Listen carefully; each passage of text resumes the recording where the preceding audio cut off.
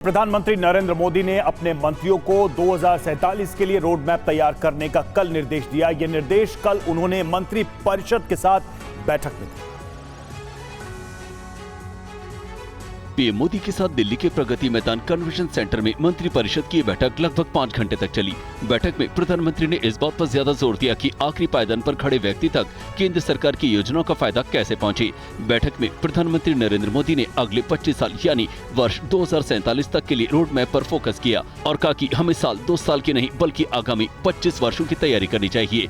PM Modi ने मंत्रियों को निर्देश दिया कि सभी को अपने अपने मंत्रालय के कामों का जमकर प्रचार प्रसार करना चाहिए और मंत्रालय की 12 बड़ी उपलब्धियों और योजनाओं का कैलेंडर बनाना है। योजना का फायदा कैसे पहुंचे। प्रधानमंत्री ने मंत्री परिषद की बैठक में सभी डिपार्टमेंट्स के इंफ्रास्ट्रक्चर और कैपिटल एक्सपेंडिचर पर विशेष जोर दिया। उन्होंने कहा कि हमारा फोकस बुनियादी ढांचे के विकास पर है। मानसून सत्र को लेकर पीएम ने कहा कि जिन मंत्रालयों को जो भी बिल लाना है वो जल्दी लाएं। इस बार का मानसून सत्र पुराने संसद से शुरू होगा।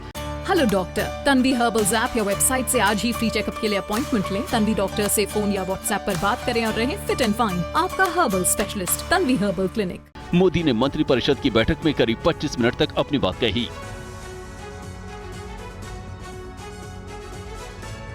बड़ी खबर यह है कि सुप्रीम कोर्ट ने कल दिल्ली सरकार के वकील को फटकार लगाकर हिदायत दी है कि पिछले 3 साल में विज्ञापनों पर हुए खर्च का ब्यौरा कोर्ट के सामने पेश करें।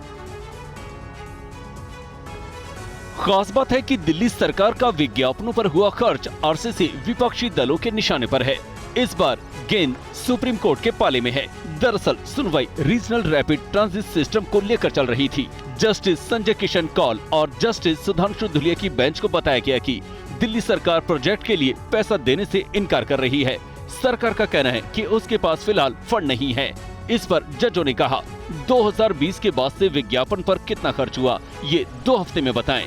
सुप्रीम कोर्ट की बेंच को बताया गया कि दिल्ली सरकार के फंड न देने की वजह से दिल्ली अलवर और दिल्ली पानीपत कॉरिडोर का काम रुका हुआ है। दिल्ली मेरठ कॉरिडोर का काम भी फंड न दिए जाने की वजह से ठप पड़ा हुआ है। सुप्रीम कोर्ट ने कहा कि ये पर्यावरण से जुड़ा मसला है, इसमें कोताही बर्दाश्त नहीं की जा सकती है। इस पर राजनीति भी शुरू हो गई है। माननीय सुप्रीम कोर्ट से टिप्पणी मिलती है कि एडवर्टीजमेंट पे खर्च करने को तो पैसे हैं आपके पास, अब आपको हिसाब भी देना पड़ेगा। आप गुस्सा भी हैं क्योंकि आपके साथियों का बिल नहीं हो पा रहा है।